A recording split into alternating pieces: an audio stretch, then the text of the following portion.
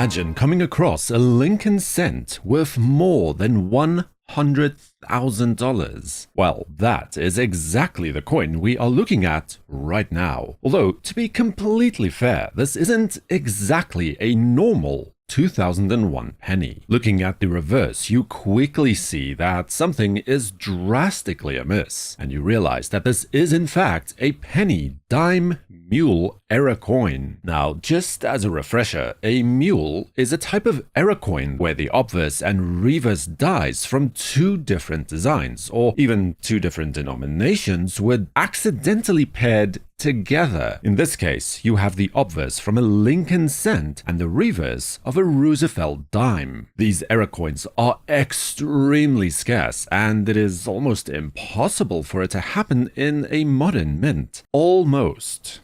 But not completely. The fact that the penny and the dime are so close to each other in size is probably the only reason that allowed this to happen at all. And there are only a very small handful of true mule coins known to have escaped the US Mint in the past 2 centuries. One of the most famous pieces was a Sacagawea dollar coin that was paired with an obverse of a Washington state quarter in the year 2000. To date, only 19 of these coins have been discovered, and these regularly sell for 6 figures when they appear at auction. An example of which, graded as MS67 by PCGS, was sold in March of 2018 at the Baltimore Coin Show for $192,000.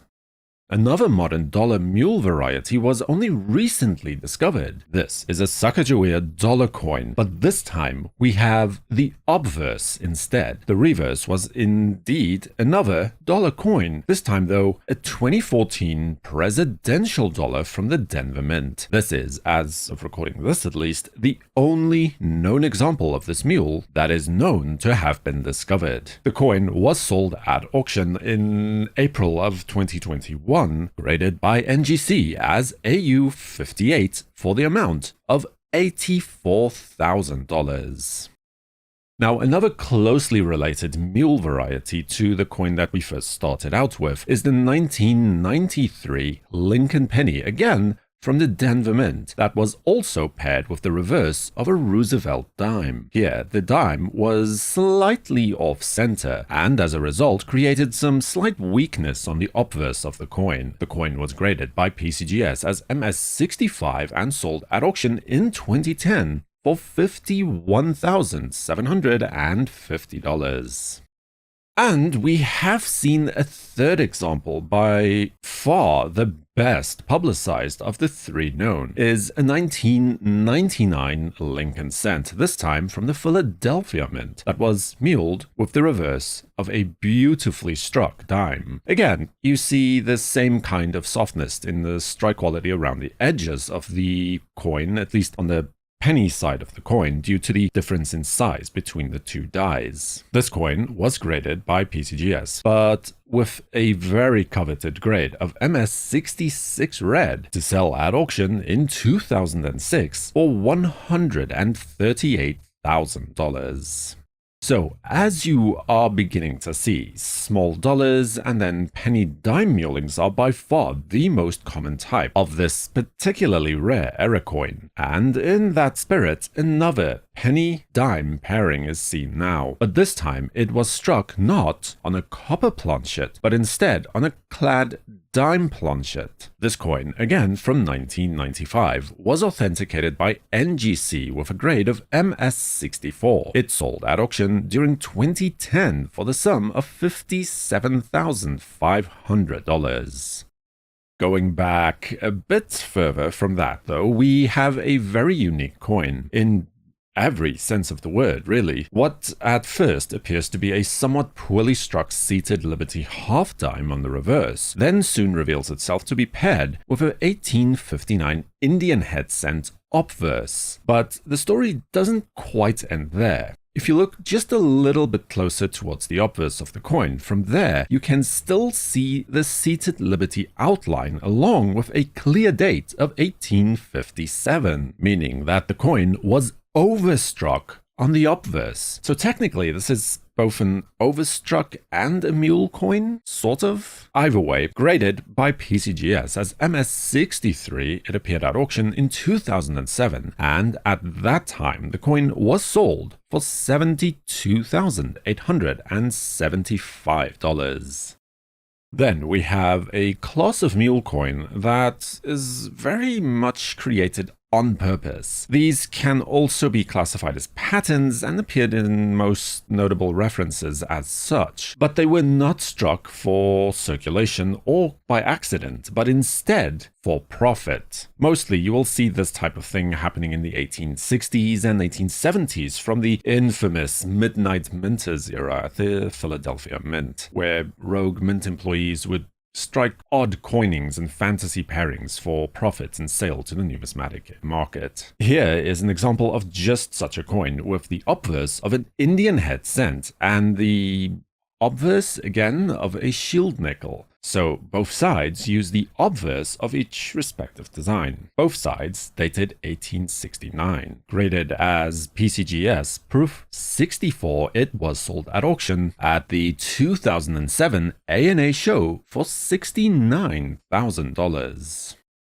Another great example of just such a fantasy coin struck for profit again is an 1866 dated 5-cent piece. This has the obverse of an 1866 shield nickel on one side and uses the obverse of a gold $3 coin on the other side of the coin, but struck on the planchet intended for the nickel. Graded as PCGS Proof 62, this piece was last sold at auction in 2021 for $36,000.